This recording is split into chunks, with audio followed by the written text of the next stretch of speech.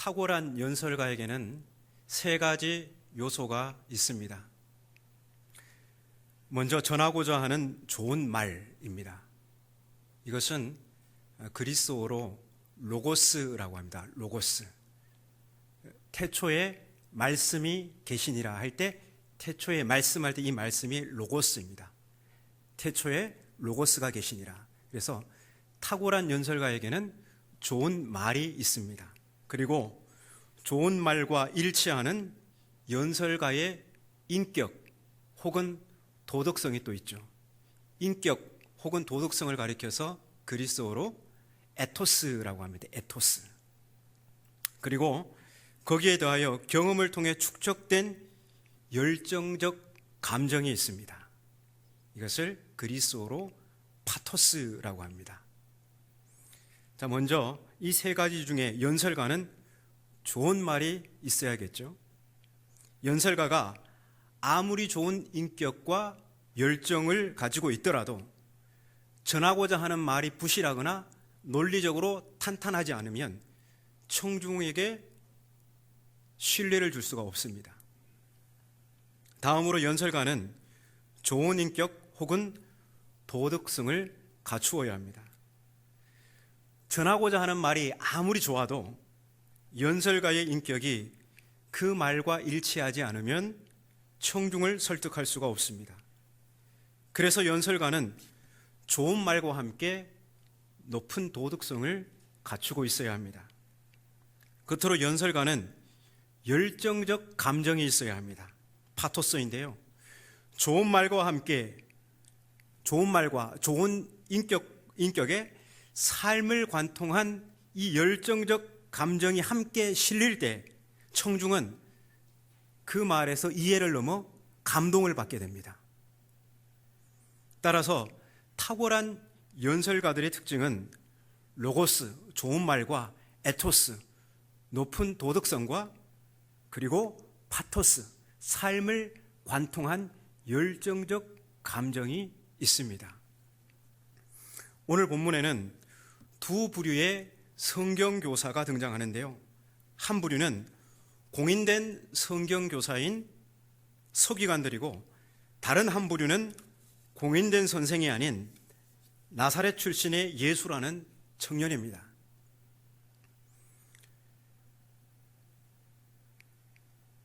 때는 안식일인데요. 가버나움이라는 작은 마을 어느 회당에서 유대인 공동체의 예배 모임이 있었습니다. 회당 예배의 중심은 성전 중심의 예배하고 좀 틀리거든요.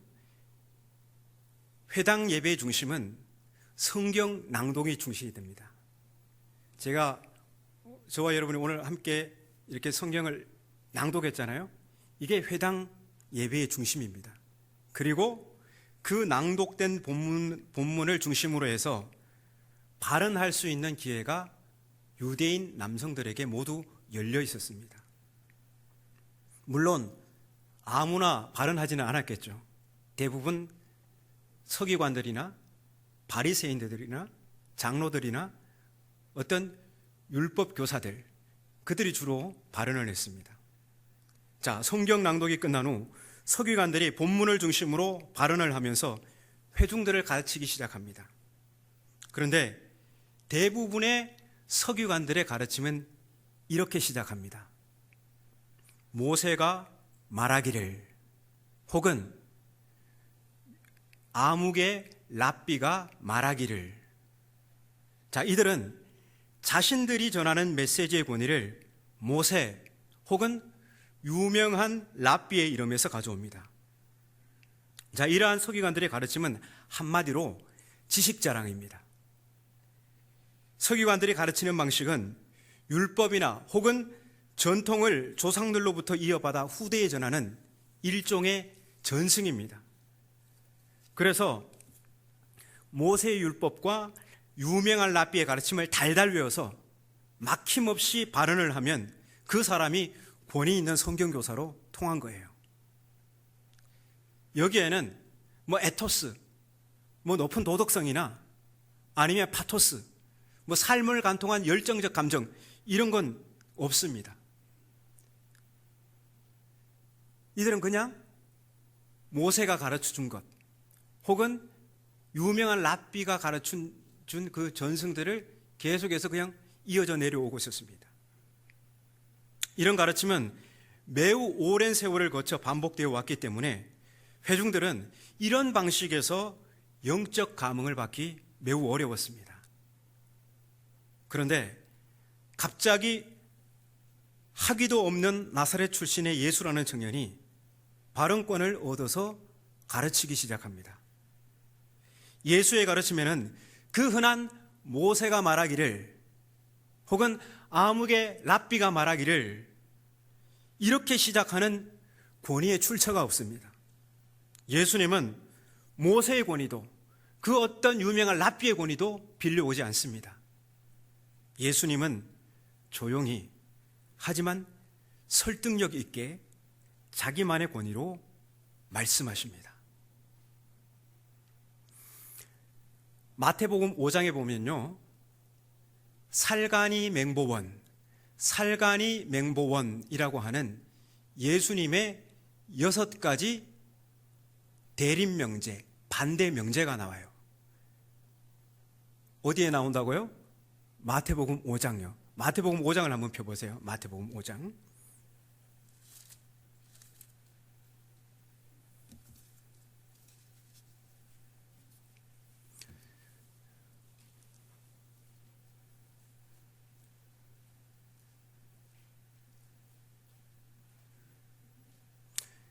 예수님의 6가지 대립 명제입니다. 예수님은 누구와 대립하고 있을까요? 보면 마태복음 5장 21절 이하에 나오는데요, 제가 아까 이상한 말을 했죠. 무슨 주문 같은 살가니 맹보원, 이건 다 명제에 한 글자씩 따온 거예요.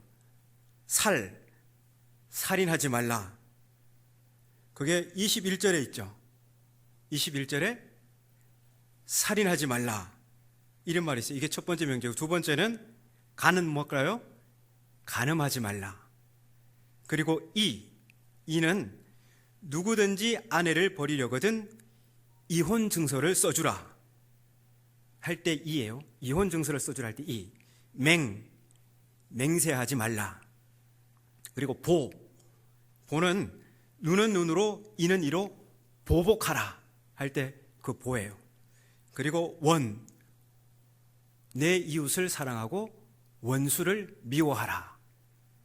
이게 6가지 명제인데, 이 명제는 누구의 명제냐 하면 과거 모세가 하나님의 위탁을 받아서 출애굽 세대, 즉 옛사람에게 가르친 명제들입니다. 예수님이 말씀하신 명제가 아니고요, 이 명제는 과거 모세가 하나님의 위탁을 받아서 시내산에서 출애굽 세대들에게, 옛사람들에게 가르친 명제들이에요. 그런데 예수님은 이 모세의 가르침을 토대로 해서 반대되는 명제, 대립되는 명제를 제시하거든요.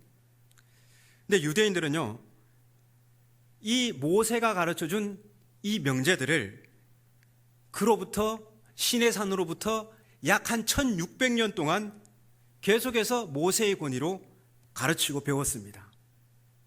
그런데 예수님은 이 옛 명제들을 조목조목 반복하시며 예수님 자신의 권위로 새롭게 해석하십니다. 자, 먼저 21절, 22절을 한번 읽어볼까요? 21절, 22절입니다. 자, 함께 읽겠습니다. 시작. 옛사람에게 말한 바 살인하지 말라. 누구든지 살인하면 심판을 받게 되리라 하였다는 것을 너희가 들었으나 나는 너희에게 이렇게 이르노니 형제에게 노하는 자마다 심판을 받게 되고 형제를 대하여 나가라 하는 자는 공회에 잡혀가게 되고 미련한 놈이라 하는 자는 지옥불에 들어가게 되리라. 자, 그리고 27절, 28절 한번 읽어보겠습니다. 27절, 28절입니다. 시작.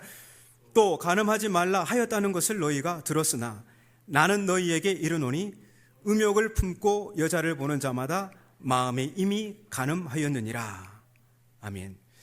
자, 이러한 패턴이요, 31절, 32절 똑같은 패턴이 나오고요, 또 33절, 34절에도 똑같은 말씀의 패턴이 나와요. 그리고 38절, 39절에도 43절, 44절에도 똑같이 이런 패턴의 말씀이 나옵니다. 그 패턴의 말씀을 요약하면 이런 거예요. 너희는 모세가 옛 사람들에게 그렇게 말했다고 들었지. 너희는 모세가 옛 사람들에게 이렇게 말했다고 들었지. 하지만 나는 너희에게 이렇게 말한다. 예수님은 누구의 권위를 빌려요? 예수님 자신의 권위로. 나는 너희에게 이렇게 말한다. 요 패턴으로 서기관들이 모세의 권위를 빌어서 말하는 명제들을 조목조목 반박하시면서 예수님 자신의 권위로 가르치십니다. 예수님은 모세의 권위나 유명한 랍비의 권위를 빌려오지 않으십니다. 왜냐하면 예수님 자신이 육체가 되신 하나님의 로고스, 하나님의 말씀이시기 때문입니다. 그리고 예수님 자신이 가장 높은 권위이시기 때문이죠. 그리고 하나님의 말씀은요, 모세의 가르침이 아닌 예수님의 가르침에서 매우 구체적인 현실이 됩니다. 서기관들의 가르침, 모세의 권위를 빌리고 또 유명한 랍비의 권위를 빌려서 가르친 그 서기관들의 가르침은요, 다 사문화되었습니다. 사문화되었다는 게 뭡니까? 조문은 있지만 일상의 현실에선 아무런 효력을 발생하지 못하는 거예요. 그런데 예수님은 이 사문화된 율법을 일상에서 적용 가능한 살아있는 하나님의 로고스로 재해석하십니다. 자, 예컨대 서기관들은 모세의 권위를 빌어서 살인하지 말라고 가르쳤어요. 그리고는 이 살인이라는 경계를 넘어서지만 않으면 괜찮다고 생각했죠. 하지만 예수님은 살인의 경계를 일상의 현실로 확장하십니다. 형제에게 미련한 놈이라고 그렇게 말하면서 그 형제의 마음에 내상을 입히면 그것은 지옥불에 던져질 살인죄라고 하십니다. 서기관들은 살인만 하지 않으면 형제들에게 욕을 하고 마음에 내상을 입히고 아무렇게나 상관없다고 생각했어요. 하지만 과거 하나님께서 모세에게 율법을 위탁할 때 살인하지 말라, 그 명령은 그 옛날부터 사실은 형제를 함부로 대하지 말라는 하나님의 마음이 깊이 새겨져 있었다고 예수님은 그 과거의 율법을 제대로 해석해내신 것입니다.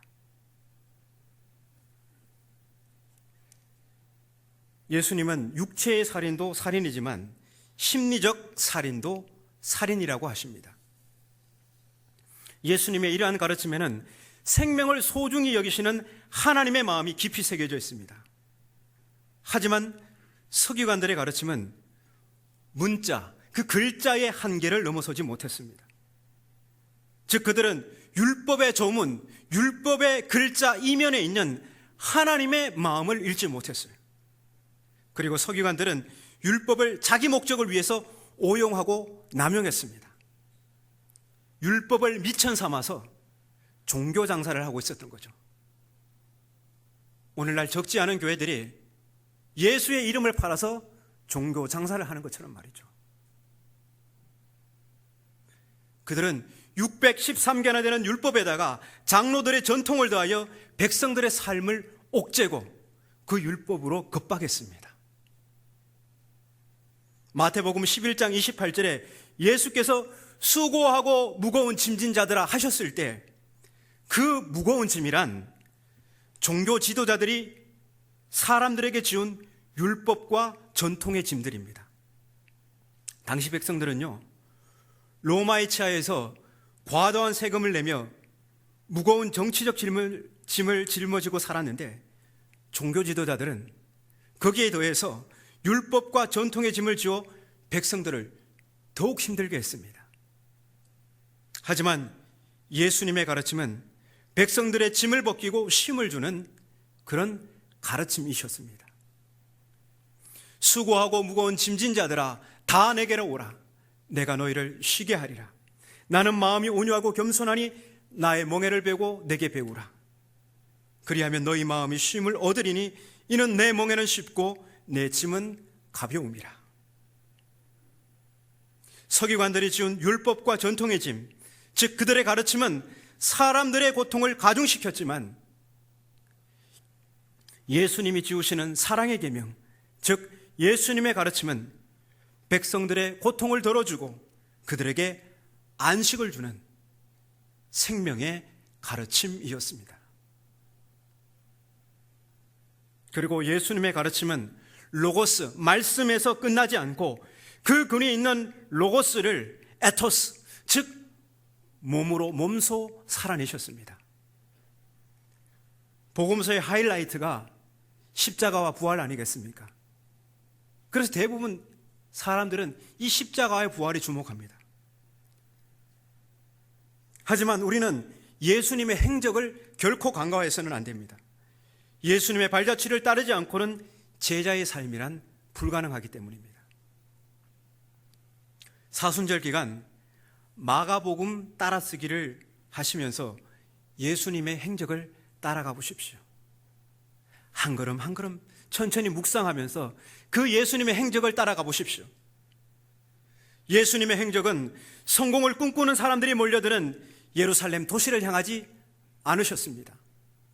예수님의 대부분의 삶의 궤적은 갈릴리 가버나움을 중심으로 한 지방이었습니다.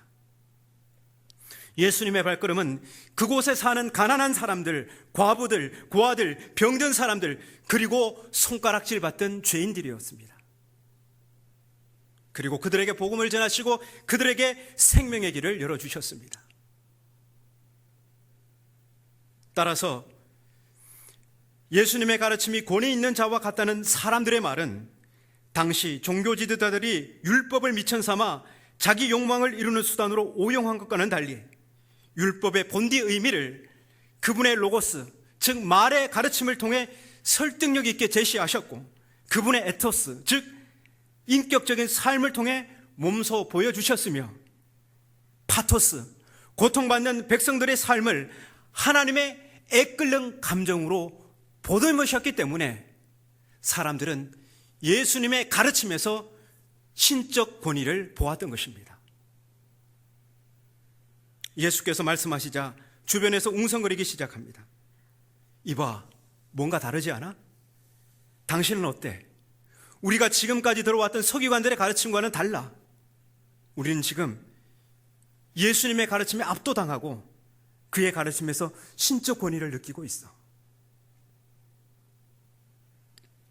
그때 사람들의 시선을 빼앗는 비명소리가 들립니다. 회당 안에 더러운 귀신들이 들린 사람이 소리를 지릅니다. 나사렛 예수여, 우리가 당신과 무슨 상관이 있나이까? 우리를 멸하러 왔나이까? 나는 당신이 누구인 줄 아노니 하나님의 거룩한 자니이다. 예수님의 권위 있는 가르침에 더러운 귀신들마저도 놀란 것입니다. 사람들보다 귀신들이 예수님을 더 구체적으로 알아차립니다. 나는 당신이 누구인 줄 아노니 하나님의 거룩한 자니이다. 귀신들은 예수님의 권위 있는 말씀의 출처가 하나님이시라고 합니다. 예수께서는 침묵을 명령하시며 한 사람의 영혼을 결박하고 있던 더러운 귀신들을 쫓아내십니다. 그러자 더러운 귀신들이 그 사람에게 경련을 일으키고 큰 소리를 지르며 나옵니다. 이 광경을 목격한 사람들은 한층 더 놀라게 됩니다. 다 놀라 서로 물어 이르되 이는 어찌미냐? 권위 있는 새 교훈이로다. 더러운 귀신들에게 명한즉 순종하는도다. 사람들이 놀랍니다. 좋은 가르침을 주는 선생은 좋은 말과 더불어 좋은 인격을 갖춘 자입니다. 거기에 삶을 관통한 열정이 더하면 탁월한 선생입니다. 그런데 그것을 넘어서는 권위 있는 새로운 가르침을 목경한 것입니다. 더러운 귀신을 굴복시키는 초월적 권위, 메시아적 권위가 지금 회당 안에 있는 나사렛 출신의 공인되지 않은 예수라는 청년에게서 촉발된 것입니다. 서기관들은 스스로 맹인들의 선생이라고 자처했지만 그들의 가르침은 자기도 사람들도 모두 죽음의 구렁텅이로 몰아가는 거짓 가르침이었습니다. 하지만 예수님의 가르침은 사람들의 영혼을 관통하고 그들의 영혼에 생기를 불어넣는 권위 있는 가르침이었습니다. 나아가 사람들을 결박하고 있는 더러운 귀신들을 굴복시키는 권위 있는 새로운 가르침이었습니다. 오늘 우리는 이러한 권위 있는 예수의 가르침을 애타게 기다리고 있습니다. 예수의 제자 공동체인 교회의 가르침은 단순히 율법을 전승하는 서기관들의 수준에 머물러서는 안 됩니다. 성도들의 영혼을 깨우고 놀라게 하며 생명의 숨결을 불어넣는 가르침, 우리의 삶을 결박하고 있는 더러운 귀신들을 쫓아내는 예수의 권위 있는 새 가르침으로 가르쳐야 합니다. 오늘 우리는 설교의 홍수 시대를 살아가고 있습니다. 마음만 먹으면 얼마든지 설교를 들을 수 있습니다. 아니, 쉬지 않고 들어도 다 들을 수 없는 설교가 매일같이 쏟아져 나옵니다. 홍수에 마실 물이 없다는 말이 있죠. 안심하고 내 영혼의 갈증을 해소할 설교를 찾기가 어렵습니다. 오히려 잘못 먹어서 배탈 난 사례가 늘어납니다. 설교는 차고 넘치지만 권위 있는 가르침을 보기가 어렵습니다. 왜 그렇습니까? 말씀의 일꾼들이 예수님의 가르침으로 가르치지 않고 서기관들의 가르침으로 가르치기 때문입니다. 서기관들은 율법을 자기 목적을 위해 오용하고 남용했습니다. 때로는 자기 방어를 위해서, 때로는 자기를 정당화하기 위해서 제멋대로 가르쳤습니다. 하지만 예수님은 율법 안에 담긴 하나님의 마음을 헤아리고 그 뜻에 따라 가르치고 또 그 말씀을 몸소 살아내셨습니다. 하지만 오늘 한국교회 강단을 보십시오. 종교와 정치가 뒤범벅된 가르침이 강단을 장악하고 있습니다. 또한 하나님과 세대주의 종말론, 음모론이 뒤섞인 가르침이 성도들을 미혹하고 있습니다. 게다가 윗대가 잘 믿으면 자사손손 복을 받고 윗대가 잘못 믿으면 자사손손 저주를 받는다는 성경을 심각하게 왜곡한 기복주의 신앙이 여전히 기승하고 있습니다.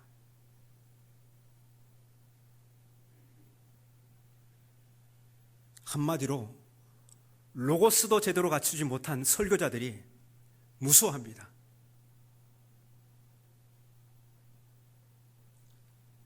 여러분은 설교자의 가장 큰 죄가 뭐라고 생각하십니까?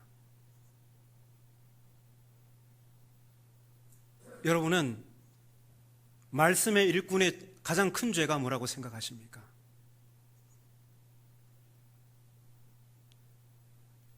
그것은 무지입니다.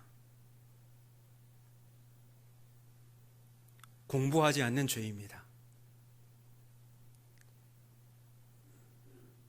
지성을, 신학을 쓸모없다 여기는 죄입니다.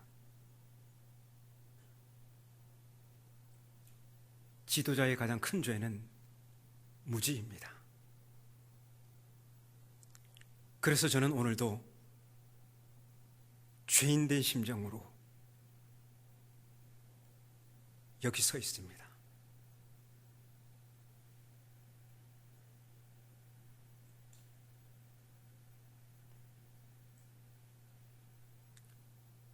로고스도 제대로 갖추지 못한 설교자들, 이런 설교자들을 의해서 한국교회 강단이 지난 수십 년간 더럽혀져 왔습니다.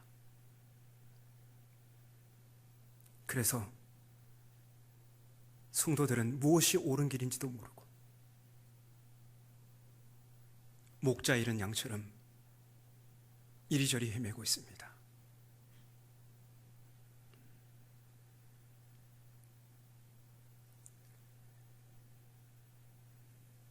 여러분, 교회의 강단이 권위 있는 예수의 가르침으로 새롭게 바뀌어야 합니다. 권위 있는 예수의 가르침은 올바른 로고스를 기초로 하고 있습니다. 예수님의 입으로부터 나오는 모든 가르침은 다 하나님의 말씀이었습니다. 예수님은 그 어떤 정치적 입장도, 교파 교단의 입장도 대변하지 않으셨습니다. 예수님은 교회에 들어 하나님의 미랄이 되어 썩어서 죽으라고 하셨지, 자기 유익을 구하라고 교회에게 말씀하지 않으셨습니다. 교회는 십자가를 지는 공동체이지 세상을 향해 자기 유익을 구하는 공동체가 아닙니다.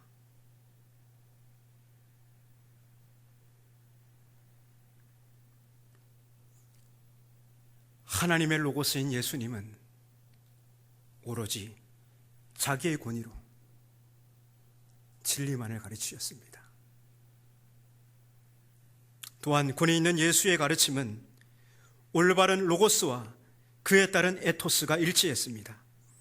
예수님은 말과 행동이 하나이셨습니다. 인자가 온 것은 섬김을 받으려 함이 아니라 도리어 섬기려 하고 자기 목숨을 많은 사람의 대속물로 주려 함이니라. 이렇게 말씀하신 예수님은 공생애 동안 이웃을 섬기셨고 결국 이웃의 생명을 살리기 위해서 자기 생명을 십자가에서 대속물로 내어주셨습니다. 그리고 권위 있는 예수의 가르침은 더러운 귀신들에게 결박당해 고통받는 사람들을 향한 하나님 아버지의 애끓는 파토스를 기초로 하고 있습니다. 가난한 자, 억눌린 자, 병든 자, 더러운 귀신 들린 자를 향한 창자가 끊어지는 예수님의 감정은 다름 아닌 죄의 사실에 결박당한 그의 백성을 보시는 하나님 아버지의 애끓는 마음이었습니다. 바로 그러한 파토스에서 권위 있는 새 가르침의 능력이 나갔던 것입니다. 교회의 가르침이 권위 있는 예수의 가르침으로 회복할 때 세상은 그 가르침에 놀라게 됩니다. 더러운 귀신들에게 결박당한 자에게 자유 주는 능력은 교회가 권위 있는 예수의 가르침을 따라갈 때입니다. 하지만 세상은 교회의 가르침을 통해 전혀 놀라지 않습니다. 그렇다면 여러분, 심각하게 우리의 강단을 고민해 봐야 될 때입니다.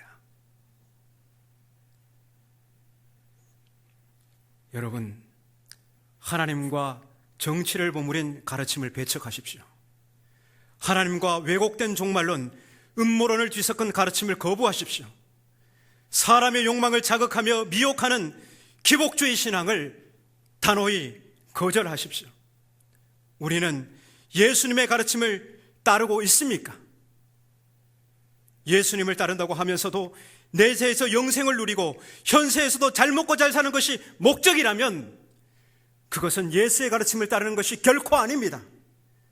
그것은 예수님의 능력을 빌어서 자기 욕망을 추구하는 우상 숭배입니다.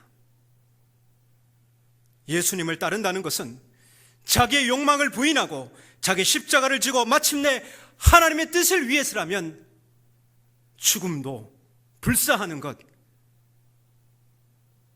그래서 예수의 가르침을 따르는 제자 공동체의 모습입니다. 예수님은 오늘 본문을 통해서 우리에게 물어보십니다. 너희는 죽음의 길로 이끄는 서기관들의 가르침을 따르고 있느냐? 아니면 생명의 길로 이끄는 권위 있는 나의 가르침을 따르고 있느냐?